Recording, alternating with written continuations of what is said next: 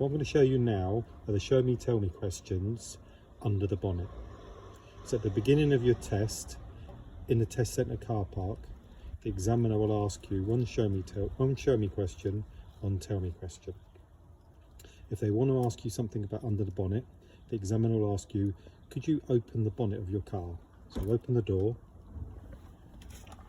and you reach down and pull the bonnet catch. Now this bonnet catch is in different places on different makes of cars. On this car it's on the left hand side. So you pull the bonnet catch and you shut the door.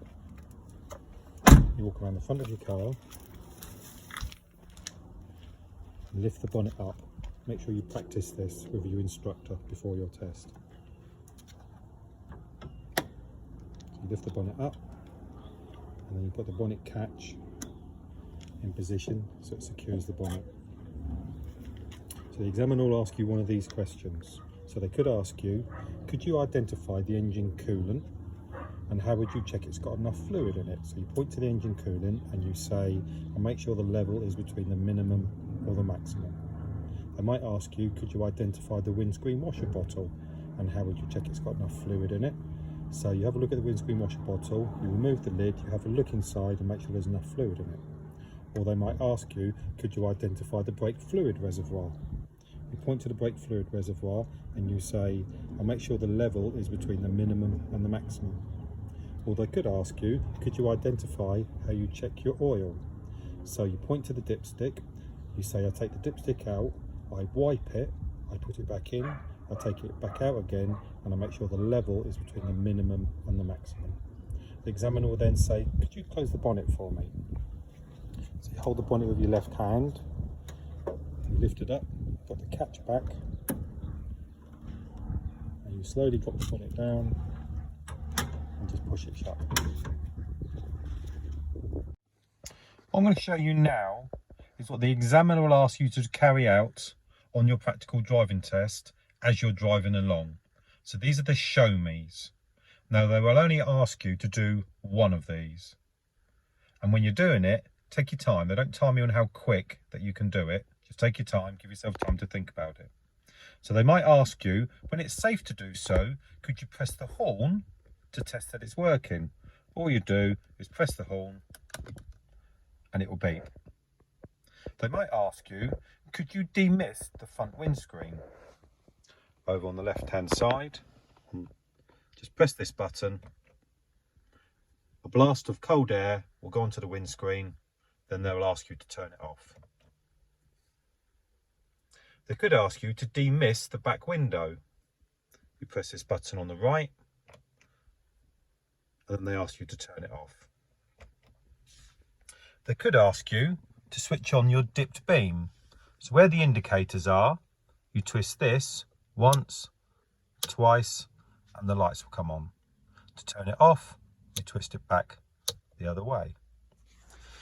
The examiner might ask you to open and close the driver's door window. So press this button on the top right hand side, press it so it clicks. Let the window open fully, pull it back towards you so it clicks. And the window will fully shut. They might ask you to clean the front windscreen. Use the windscreen wiper stalk, pull it towards you. Water will squirt onto the windscreen and the windscreen wipers will clean the windscreen. They might ask you to clean the back window. You twist this once, you twist this twice. This will squirt water on the back window and the windscreen wiper will go. And then you switch it off, back to zero. What I'm going to go through now are the tell me questions that you could get on your practical driving test. The examiner more often than not asks you one of these at the beginning of the test, sometimes as you're going along.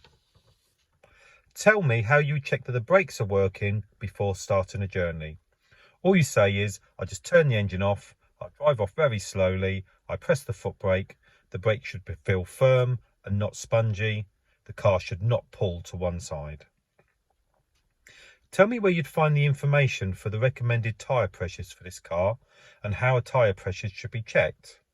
You just say, I just look in the owner's manual, I use a reliable pressure gauge, I check the tyres when they're cold, and I must check the spare tyre.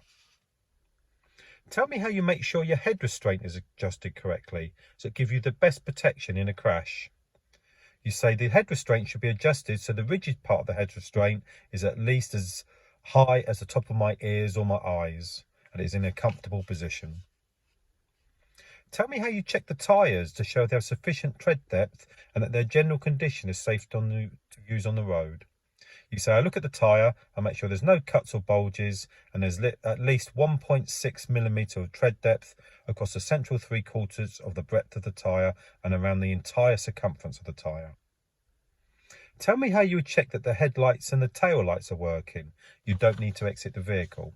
You say, I turn on my lights by twisting this all the way round.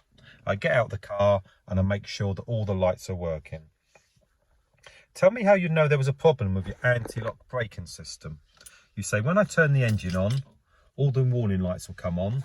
There's an ABS light there. If it stays on, then there's a problem with the anti-lock braking system. Tell me how you check the directional indicators are working. You say, I press the hazard warning lights. I get out the car and make sure all the lights are working. Tell me how you make sure the brake lights are working on this car. You say, I've asked somebody to get out and check the lights while I press the brakes, or if I'm on my own, I reverse up to a reflective surface, press the brake pedal, look in the rearview mirror and see if there's any reflection. Tell me how you check the power steering is working on this car before starting a journey. You say, I drive off very slowly, the steering should feel nice and light, not heavy. Tell me how you switch on the rear fog lamps and explain when you'd use them. You say, I switch on the dipped beam. So you switch this around here. You twist this twice. The lights will come onto the dashboard. And I use my fog lamps when visibility is less than 100 meters. To switch them off, I just twist this twice and put it back to 0.